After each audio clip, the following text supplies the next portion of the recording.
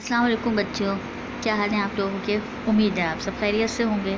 اور آج ہم پڑھیں گے کتاب معجزات سے آخر دو جہاں صلی اللہ علیہ وسلم کا کوئی معجزہ۔ تو بچوں میں شروع کرتی ہوں۔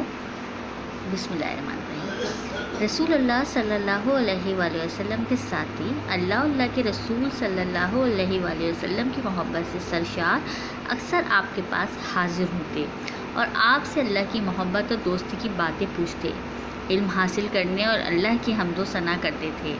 ایک دن حضرت ابوبکر صدیق، حضرت عمر فاروق اور حضرت عثمان غنی رضی اللہ تعالیٰ عنہ وہاں موجود تھے۔ سیدنا حضور علیہ الصلوۃ والسلام نے 7 یا 9 کنکریاں ہاتھ میں لیں تو ان کنکریوں نے آپ صلی اللہ علیہ وآلہ وسلم کے دست مبارک میں تسبیح پڑھی۔ اس کی آواز شہد کی مکھیوں کی آواز کی طرح تھی۔ رسول اللہ صلی اللہ علیہ وآلہ وسلم نے ایک کنکریہ حضرت ابوبکر صدیق رضی اللہ تعالیٰ عنہ، حضرت عمر فاروق رضی اللہ تعالیٰ عنہ، حضرت عثمان رضی اللہ تعالیٰ عنہ کے ہاتھ میں دی تو ان کنکریوں نے سب کے ہاتھوں میں تسبیح پڑھی۔ سبحان اللہ۔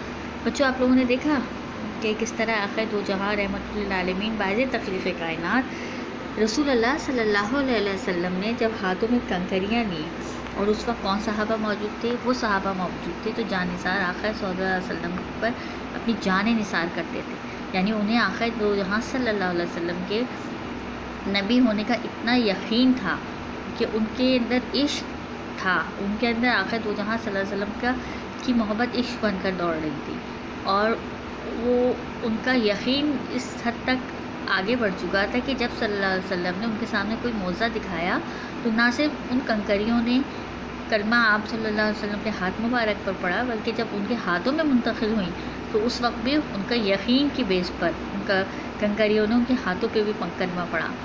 تو یہاں کیا بتایا جا رہا ہے؟ ہم اگر غور کریں تو ہمیں محسوس ہوتا ہے، ہم اس بات کو سمجھ سکتے ہیں کہ دنیا کی تمام شے، ہر شے اس چیز سے واقف ہے کہ آخر دو جہاں صلی اللہ علیہ وسلم آخری نبی ہیں اور اللہ کے محبوب بن گئے ہیں۔ ٹھیک ہے، اللہ کے محبوب نبی ہیں اور باعث تخلیق کائنات ہے، رحمت للعالمین ہے۔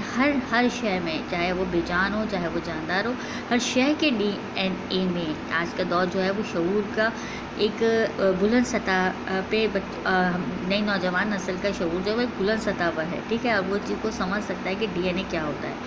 دراصل ہر شے کے ڈی این اے میں اس بات کا یقین موجود ہے کہ حضور پاک صلی اللہ علیہ وسلم کیا ہیں؟ رحمت للعالمین ہے، اور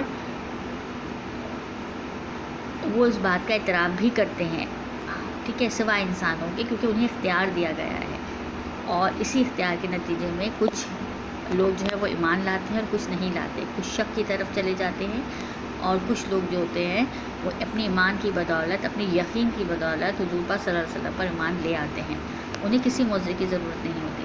تو بچوں، آپ بھی اس چیز کو سوچیے گا، اور جتنا ہم سوچیں گے ہمیں اور نئی نئی چیزیں ہمارے سامنے آئیں گی، نئے نئے پہلو ہمارے سامنے آئیں گے۔ تو بچوں، ایک بار درود خضری ضرور پڑھ لیجیے میرے ساتھ، صلی اللہ تعالیٰ علی حبیبہ محمد وسلم۔ اپنا بہت زیادہ خیال رکھیے گا۔ اللہ حافظ۔